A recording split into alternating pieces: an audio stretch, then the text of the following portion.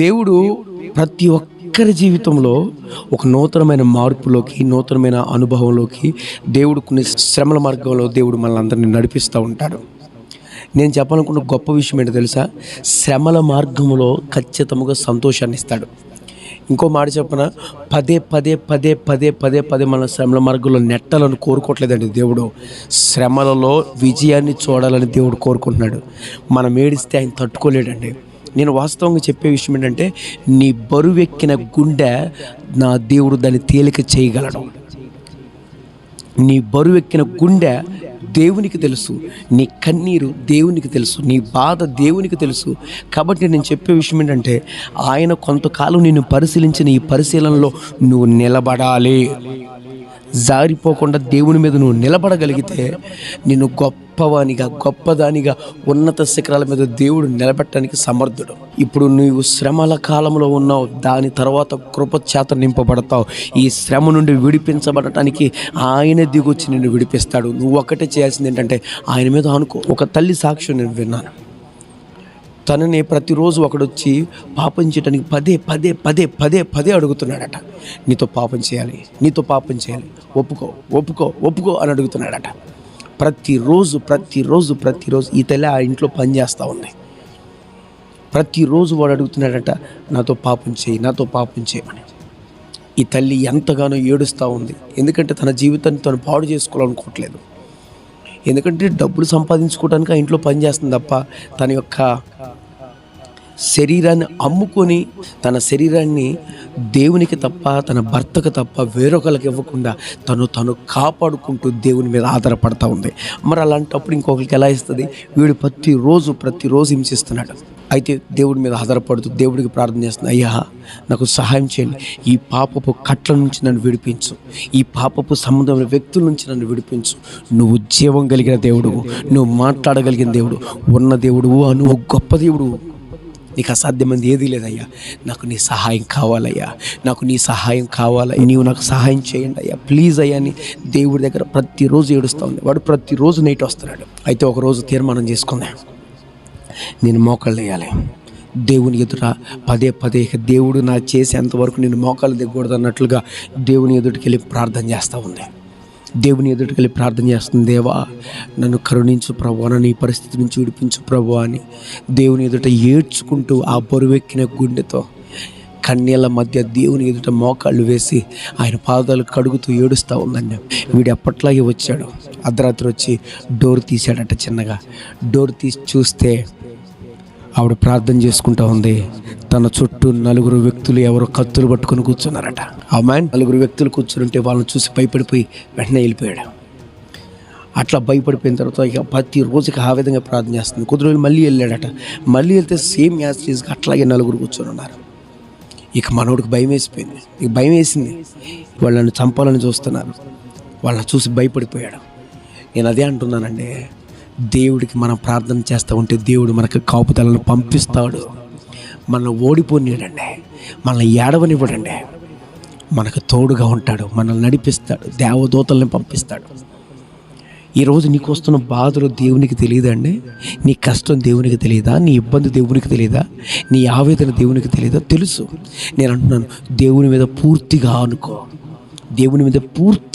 ఆయన మీద పూర్తిగా వెళ్ళిపో. ఈ తల్లి అనుకుంది, ఇక నువ్వు తప్ప నాకు ఎవరు చేయరయ్యా, నువ్వే చెయ్యాలి, నువ్వే అద్భుతం చేయాలి, నువ్వే నన్ను లేవనెత్తాలి, నువ్వే నాకు సహాయం చేయాలి. ఈ పరిస్థితి నుంచి నువ్వు నన్నే బయటికి తీసుకురాగలిగిన దేవుడివే, నువ్వు మాత్రమే చేయగలవు, నువ్వు మాత్రమే అద్భుతం చేయగలవు ప్రభు అని దేవుని మీద సంపూర్ణంగా ఆనుకోవటం వల్లే దేవాతి దేవుడు ఆయనే స్వయంగా తన దేవదూతలను పంపించి కాపుదల ఇచ్చాడు. ఈరోజు నువ్వు ఎలాంటి పరిస్థితుల్లో నిన్ను ఏడిపించే వాళ్ళ సంగతి దేవునికి తెలుసు. నిన్ను ఏడిపిస్తూ, నిన్ను కృంగదీస్తూ, నిన్ను బాధ పెడుతూ, నీకు ఇవ్వాల్సింది ఇవ్వకుండా, లేకపోతే నిన్ను వేధిస్తూ నిన్ను కృంగదీస్తూ 10 మందిలో తల ఎత్తకుండా చేసేటట్లు నీ అంతటికి నువ్వే చనిపోయేలాగా చేసిన వాళ్ళు ఎంతోమంది ఉన్నారు. అయితే గుర్తుపెట్టుకో, నా దేవుడు కత్తి పట్టుకుంటున్నాడు. కత్తి పట్టుకొని ఆయనకు వేట మొదలు పెడతాడు. నువ్వేం కంగారు పడమకు, దేవుని మీద ఆధారపడు. దేవుడు సమయోచితంగా నీ జీవితంలో కార్యాలు ప్రారంభిస్తాడు. నేను మళ్ళీ చెప్తున్నానండి, నీ విశ్వాసాన్ని పోనీయొద్దు, దేవుని మీద సనగొద్దు, దేవుని దుఃఖ పెట్టద్దు, దేవుని బాధ పెట్టద్దు, దేవుని మీద పూర్తిగా ఆనుకోండి. దేవుడే శరణం, దేవుడే సమస్తం చేయనట్టే అనిపిస్తూ ఉంటుంది. దేవుడు ఏం చేయట్లేదు అన్నట్లు అనిపిస్తూ ఉంటుంది. అయినా పర్లేదు, ఆనుకో, ఒక్కసారి ఆనుకో. ఇక్కడికి ఏదీ లేదు, ఇక నువ్వు ఇటు లేదు అటు లేదు ఎటు లేదు, ఏ దిక్కు చూసినా నీకు అవకాశం లేదు. సంపూర్ణంగా ఇక ఆయన వైపు చూసి నీవే దిక్కని ఆయన మీద పూర్తిగా డిపెండ్ అయిపో. నా దేవుడు సింహాసనాసీనుడైన దేవుడు దిగి వచ్చి నీ జీవితంలో నూతనమైన మార్పులు జరిగిస్తాడు. ఆ తల్లి జీవితంలో కార్యాలను దేవుడు ప్రారంభించాలి అని అంటే ఆ తల్లి దేవుడి దగ్గర కూర్చోవాలని దేవుడు అనుకుంటున్నాడు. మన జీవితంలో కూడా దేవుడు అనుకుంటాడు, వీళ్ళు నాతో గడపాలి, వీళ్ళు తర్వాత నేను చేసిన కార్యాన్ని మర్చిపోకూడదు, నా ఎడల వాళ్ళు నిలిచి ఉండాలి, కృతజ్ఞత కలిగి ఉండాలి, దీన్ని మర్చిపోకూడదు, నా ప్రేమను వాళ్ళు మర్చిపోకూడదు. ఎందుకంటే ఇప్పుడు వరకు ఎన్నో అద్భుతాలు దేవుడు చేస్తే వాటన్నిటిని మనం మర్చిపోయాం. వాటిని మర్చిపోయి దేవునికి దూరం అయిపోయినాం. ఇప్పుడు కష్టం రాగా మరలా దేవుని దగ్గరకు వచ్చి నా పరిస్థితి ఇది, నా ఇబ్బంది ఇది, నా ఇరుకుది అని చెప్పుకుంటున్నాం. అంటే నీ జీవితంలో అద్భుతం చేసినప్పుడు గొప్ప దేవుడు కొద్ది రోజులేక పట్టించుకోమకు, మళ్ళీ కష్టం వచ్చిన తర్వాత మరలా వచ్చి దేవా నువ్వే దిక్కు, నువ్వే శరణు, నువ్వే అన్నీ మాట్లాడతారు. ఈరోజు నేను చెప్పే గొప్ప విషయం తెలుసా, నువ్వెన్నన్నా ఎన్ని కాదన్నా ఆయన నీ తండ్రి, నువ్వు ఆయన బిడ్డవి, నీ కన్నీళ్ళు ఆయనకు తెలుసు, నువ్వు ఎలాంటి బాధపడుతున్నావో తెలుసు. ఎప్పుడు ఒకలాగే ఉండు, సనగొద్దు కొనగొద్దు. దేవుడు అనేవాడు ఉన్నాడు, నీ జీవితంలో నూతనమైన మార్పులు తీసుకొస్తాడు.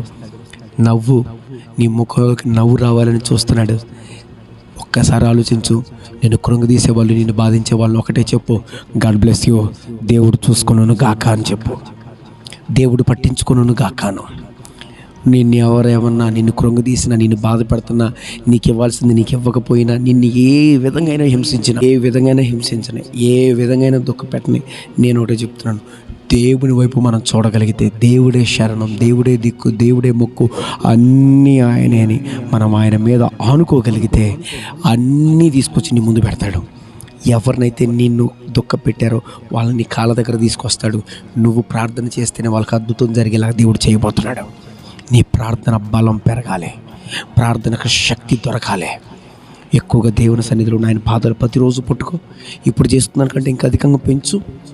ప్రార్థన అధికంగా పెరగాలి. మన ప్రార్థనలో ఇది ఒక గొప్ప విధానం అండి. దేవుడి పాదాలు పట్టేసుకొని కదలనియొద్దు ఆయన్ని. ఆయనతో అధికమైన సహవాసం కలిగి, ఆయనతో అధికంగా సహవాసాన్ని కలిగి సంపూర్ణంగా మనం ఆయన మీద ఆధారపడగలిగితే మన తలలో దేవుడు ఎత్తబోతున్నాడు. ఎందుకు నీలో విశ్వాసం కలుగుతూ ఉంది? ఏదో కొన్ని జరుగుతున్నాయని నీ ముందు ఆ విశ్వాసాన్ని చూపించొద్దు. దేవుడి మీద విశ్వసించు. నూతనమైన కార్యాలు దేవుడు ప్రారంభించబోతూ ఉన్నాడు.